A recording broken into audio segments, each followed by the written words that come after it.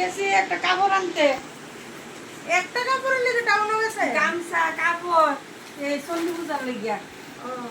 চন্ডী পূজা করুন যে কালকে হোটেল করবো যে হোটেলের লিগিয়া। হোটেলের পূজা দেবো না কালকে। কারা হোটেল এই যে আমার বড় ছেলে। হোটেলের নাম কি তা? বড় ছেলের নাম হোটেলের নাম ইয়ো কি জানি বড় ছেলের নাম প্রশান্ত মজুমদার। হোটেলের নাম কি তা? হ্যাঁ রেড চিলি।